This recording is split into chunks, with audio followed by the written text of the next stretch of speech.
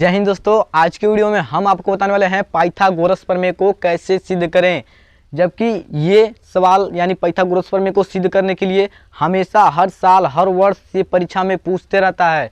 ये आपका बहुत इंपॉर्टेंट है। हर साल कभी कभी ऐसा होता है किसी साल की जैसे कि थेल्स प्रमेय पूछ देता है या कोई अन्य पूछ देता है, नहीं तो हमेशा हर साल यही पूछता है पाइथागोरस प्रमेय को कैसे सिद्ध करें, यानी या इसका विलोम पूछेगा नहीं तो ये पूछेगा। तो इस वीडियो में हम आपको बताने वाले हैं पाइथागोरस प्रमेय को सिद्ध कैसे करें। तो दोस्तों वीडियो में एंड तक बने रहिएगा। तो यहाँ पे देखेंगे पहले क्या करा है, पाइथागोरस प्रमेय क्या कहता है, यानी कहता है ये एक समकोण त्रिभुज में कर्ण का वर्ग अन्य दो भुजाओं के वर्गों के योग के बराबर होता है। यानी इसी को हमें यहाँ पे लिखना है और उसी को सिद्ध करना है। यानी इसके लिए पहले हम हेडिंग यहाँ पे लिख लिए हैं ताकि आपको समझने में दिक्कत ना हो। यहाँ पे मैंने भी त्रिभुज भी बना लिया है कि ताकि समझने में दिक्कत ना हो। यहाँ पे पहले आपको हेडिंग या ये सब आपको याद होना जरूरी है, यानी आप हेडिंग के सहायता से इसको हल करना है। यहाँ पे देखेंगे पहले हेडिंग, पहला हेडिंग क्या करा है, दिया है, यानी इसमें क्या क्या दिया है वो हमें लिखना होगा। यानी क्या क्या दिया है, तो यहाँ पे लिखेंगे एक समकोण त्रिभुज, ठीक है, यानी एक समकोण त्रिभुज। यहाँ पे लिखेंगे समकोण त्रिभुज मेरा क्या है, ए बी सी। यहाँ पे लिखेंगे त्रिभुज, यहाँ पे लिखेंगे त्रिभुज ए और बी सी समकोण है, यानी ए बी सी क्या है हमारा समकोण त्रिभुज है। यानी यहाँ पे लिखेंगे समकोण त्रिभुज है, ठीक है, यहाँ पे लिखेंगे तीन समकोण त्रिभुज है। अब इसके वजह से यानी जो कोण बी है, यानी बी है जो हमारा क्या है समकोण है, तो यहाँ पे लिखेंगे कोण बी क्या है हमारा समकोण है। यहाँ पे लिखेंगे समकोण है, यहाँ पे हमें लिख देना होगा समकोण है, कोण बी हमारा समकोण है। ये तो हमारा दिया है, ये आपको लिखना होगा, जरूरी है। ये आपको जो भी सिद्ध करने के बाद पहले दिया है ये लिखते हैं, जो दिया होता है प्रश्न में उसको लिखते हैं। अब इसके बाद से सिद्ध क्या करना है, यानी सिद्ध करना है हमें क्या, ये कह रहा है एक समकोण त्रिभुज में कर्ण का वर्ग, कर्ण क्या है हमारा ये ए और सी, यानी जहाँ 90 अंश का कोण बनाता है उसके सामने का भुजा क्या होता है कर्ण, यानी बी के सामने का भुजा क्या है ए और सी, ये क्या हमारा कर्ण है। यानी कह रहा है ए सी, यानी ए सी का वर्ग, यानी कहेगा ए सी का वर्ग, यानी कर्ण का वर्ग अन्य दो भुजाएं, अन्य दो भुजाएं क्या है हमारे पास, यानी लंब और आधार, यानी ए बी, यानी यहाँ पे लिखेंगे ए बी का स्क्वायर, यानी दोनों भुजाओं के वर्ग, यानी बी सी, यानी यहाँ पे लिख देंगे बी सी का वर्ग के योग लगा देंगे और इसके बाद से बराबर होता है, यानी ए सी स्क्वायर बराबर A B square plus B C square. इसी को हमें सिद्ध करना है। अब ये तो हो गया। अब यहाँ पे देखेंगे रचना, मैंने इसमें पहले से रचना कर चुका हूँ। यहाँ पे देखेंगे जैसे कि मैंने लंब डाला है, यानी ए सी पर लंब डाला है बी और डी, तो यहाँ पे लिखेंगे यानी बी डी लंब है किस पे, बी डी लंब है किस पे ए और सी पर, यहाँ पे लिख दिया बी डी लंब है ए सी पर, यानी ये हो गया। अब इसके बाद से उपपत्ति, तो यहाँ पे पहले आपको देखना होगा कि यहाँ पे जैसे कि यहाँ पे देखेंगे पहले इसमें कितने त्रिभुज हैं।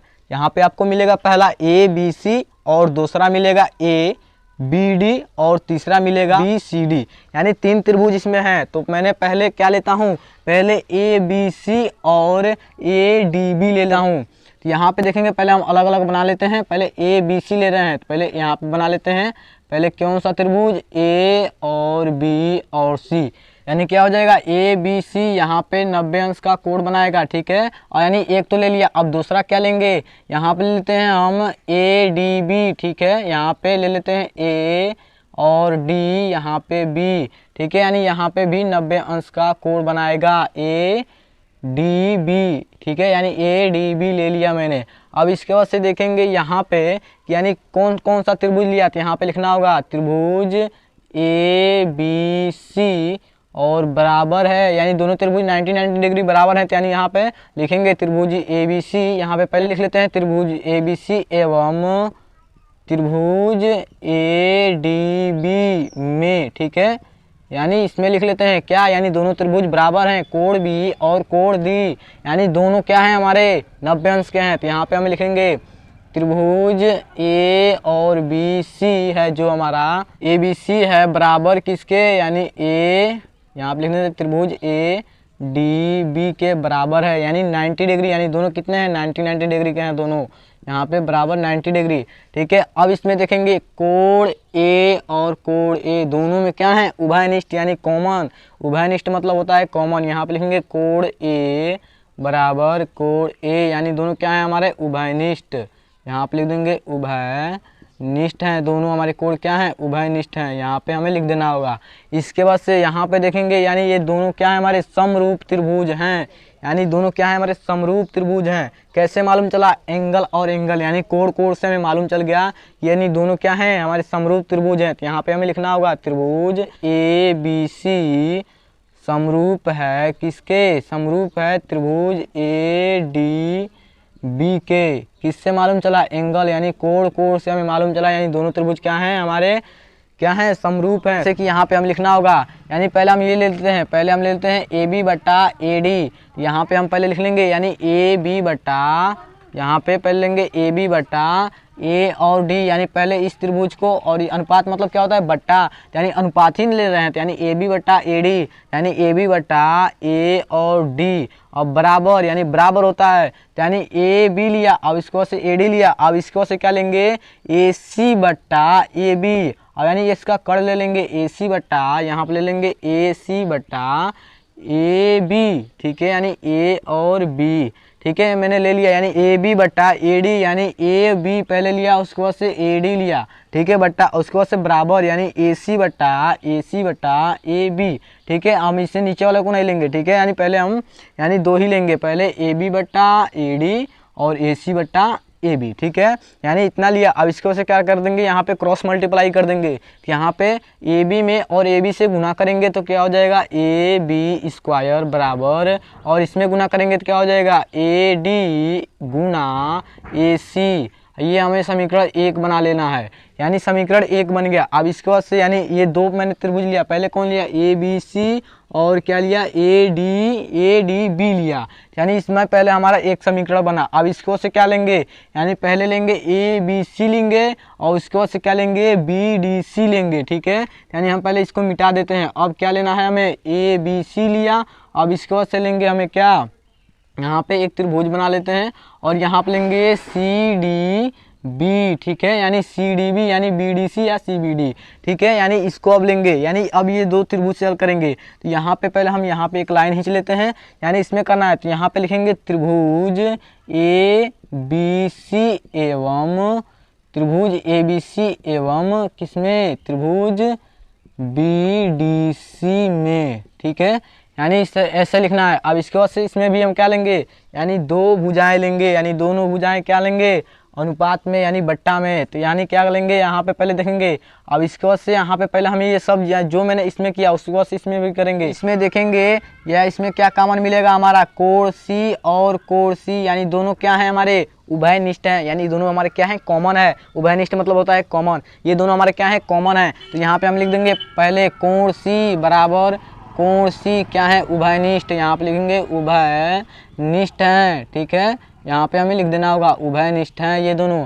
अब इसके बाद से यानी त्रिभुज ए बी सी और त्रिभुज बी डी सी, यानी तीनों क्या है हमारे बराबर हैं, यानी 90 डिग्री एंगल, यानी यहाँ पे हम लिखेंगे त्रिभुज ए बी सी बराबर है त्रिभुज बी डी सी में, ठीक है, यानी अब इसमें कैसे बराबर हुए 90 डिग्री एंगल, यहाँ पे लिख देंगे 90 डिग्री एंगल, ठीक है। अब इसके बाद से यानी 90 डिग्री एंगल बराबर हैं, यानी जब भी बराबर होते हैं एंगल और एंगल से हमें मालूम हो जाता है कि क्या है ये समरूप हैं, ठीक है। तो यहाँ पे हम लिखेंगे त्रिभुज ए बी सी समरूप है त्रिभुज बी डी सी, ठीक है, कैसे मालूम चला एंगल और एंगल, यानी कोण से बी डी से, यानी बी और इसमें डी, बी और डी से मालूम चल गया, यानी दोनों कोण बराबर होते हैं तो क्या होते हैं समरूप होते हैं।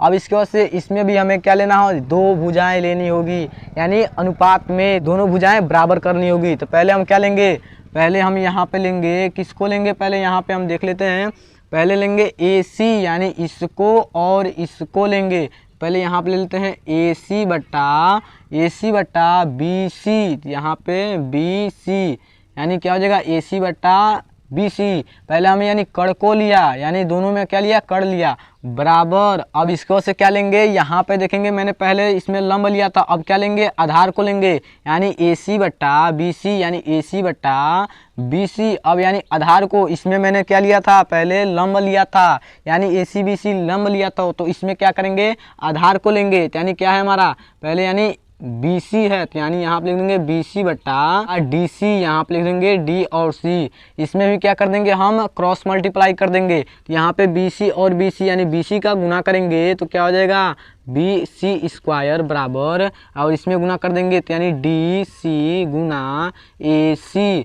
अब इसके बाद यानी ये हमारा समीकरण 2 बन गया, ठीक है, यानी 2 समीकरण बन गए। अब क्या करेंगे, दोनों समीकरण को हम क्या कर देंगे, जोड़ देंगे, हमारा सवाल सॉल्व हो जाएगा, यानी पाइथागोरस प्रमेय सिद्ध हो जाएगा। इसमें कुछ नहीं है, बस आपको समझना है। यहाँ पे पहले क्या करना है, यहाँ पे पहले हम इसका काम खत्म, इसको हम मिटा देते हैं, ठीक है। पहले आपको इसे मतलब न समझ में आए तो अलग अलग त्रिभुज बनाकर समझ आते हैं, कितना ईजी है। अगर आप ऐसे नहीं कर पाते हैं, यानी बट्टा में नहीं ले पाते हैं, मिस्टेक है, तो मैंने आपको एक ट्रिक बता देता हूँ कि ऐसे लेना है। पहले ए बी लिया तो ए बी और यहाँ पे ए डी, ठीक है, यानी ए बी बट्टा ए डी लिया। अब इसके बाद से इसमें भी ए बी और इसमें भी ए डी, यानी इस साइड का लिया 2 अंक, ठीक है। अब इसमें बराबर, अब इसके बाद से देखेंगे इसमें अब यानी दोनों ले लेना है। अब इसके बाद से ए सी लिया और फिर से ए बी लिया, बट्टा में अनुपात में लिया, यानी ए सी और ए बी, यानी ट्रिक के सहायता से भी ले सकते हैं। आपको उस तरह समझ आए, यानी जो समरूप त्रिभुज 2 त्रिभुज बनाकर उस तरह भी ले सकते हैं, या ट्रिक के माध्यम से भी ले सकते हैं। इसमें भी मैंने वही किया, पहले क्या लिया, ए सी लिया और इसमें क्या लिया, बी सी, ए सी और बी सी लिया। अब इसके बाद से यानी यहाँ पे देखेंगे, और इसके बाद से बी सी और डी सी, बी सी और डी सी, ट्रिक के माध्यम से भी ले सकते हैं, और अगर ना समझ में आए तो उसे 2 त्रिभुज बनाकर उसे भी आप ले सकते हैं, ठीक है। अब इसके बाद से यानी दोनों त्रिभुज को जोड़ देंगे, तो यहाँ पे हमें लिखना होगा समीकरण, यहाँ पे लिख देंगे समीकरण 1 और 2 को जोड़ने पर, यहाँ पे लिख देंगे समीकरण 1 और 2 को जोड़ने पर। अब यानी समीकरण 1 और 2 को हम जोड़ देंगे। समीकरण 1 क्या है, ए बी स्क्वायर बराबर ए डी का गुना ए सी में, और दूसरा है बी सी स्क्वायर बराबर डी सी गुना ए सी। यहाँ पे पहले हम इस साइड वालों को जोड़ेंगे। पहले क्या दिया है, यहाँ पे ए और डी गुना ए सी, और जोड़ना है क्या, ए डी सी, ठीक है, गुना ए और सी, और बराबर में क्या है, इस साइड देख लेते हैं। पहले क्या है, ए बी स्क्वायर, यहाँ पे लिख देंगे ए बी स्क्वायर प्लस क्या है, बी सी स्क्वायर, यहाँ पे लिख देते हैं बी सी स्क्वायर, ठीक है। अब यानी यहाँ पे देखेंगे इसमें कॉमन क्या मिल रहा है हमें, कॉमन ए सी और इसमें ए सी, यानी दोनों में यानी 2 पेयर बन रहे हैं, यानी प्लस प्लस यानी गुना ये और ये गुना, यानी दोनों को जोड़ रहे हैं, तो यानी ए सी और ए सी, यानी दोनों में हमें क्या मिल रहा है, ए सी मिल रहा है, यानी ए सी हम क्या ले लेंगे, कॉमन ए सी। यानी यहाँ पे ए सी मैंने कॉमन लिया, बाहर लिया, तो यहाँ पे बचेगा क्या, 1, और 1 में ए डी से गुना करेंगे तो ए और डी होगा, प्लस, और फिर से मैंने ए सी कॉमन लिया यहाँ से भी, तो यहाँ पे बचा 1, और 1 में डी सी से गुना कराएंगे तो क्या हो जाएगा, डी सी। अब बराबर यहाँ पे लिख देंगे A B square plus B C square, ठीक है। अब इसके बाद से यहाँ पे ध्यान देंगे कि जैसे कि मैंने ए डी और प्लस डी सी किया हूँ यहाँ पे, तो यहाँ पे आपको दिख रहा होगा ए डी और डी सी, यानी ये दोनों किसके बराबर हैं, ए और सी के बराबर हैं। तो यहाँ पे हमें ब्रैकेट में किनारे आपको यहाँ पे लाइन लिखे उसके उस साइड लिख लेना होगा। ब्रैकेट में आपको यहाँ पे लिखना होगा ए सी है जो बराबर है किसके, ए डी के, यानी यहाँ पे ए डी प्लस किसके, डी सी के, यहाँ पे डी और सी के क्या है, बराबर है। यानी ए डी और प्लस डी सी की जगह क्या लिख सकते हैं हम, ए सी को लिख सकते हैं। यानी यहाँ पे ए सी गुना, ब्रैकेट मतलब गुना, और ए सी को यहाँ पे लिख लेंगे बराबर क्या है, A B square plus B C square. अब यानी ए सी और ए सी का गुना कराएंगे, जैसे कि आपको बता दे रहे हैं, जैसे यक्स गुना यक्स करते हैं तो ऊपर का घात होता है वो जुड़ जाता है और यक्स स्क्वायर लिख देते हैं। सेम वही यहाँ पे भी करना है, ए सी में ए सी से गुना करेंगे तो ए सी स्क्वायर हो जाएगा, और यहाँ पे A B square plus B C square, यही तो हमें सिद्ध करना था। यहाँ पे देख लेंगे क्या सिद्ध करना था, ए सी स्क्वायर बराबर A B square plus B C square, यानी ए सी स्क्वायर बराबर A B square plus B C square. इतना इजी है, आपको ये सिद्ध करना बहुत ज़रूरी है, जबकि ये आपके बोर्ड परीक्षा में कम से कम 4 नंबर नहीं तो 7 नंबर में ये आपको क्वेश्चन देता है, सिद्ध करने को देता है। तो आप इसको आसान तरीके से सॉल्व कर लेंगे, यानी इसको प्रैक्टिस करेंगे तो आपको आसान तरीके से आ जाएगा। तो दोस्तों अब अगले वीडियो में मिलेंगे, तब तक के लिए जय हिंद।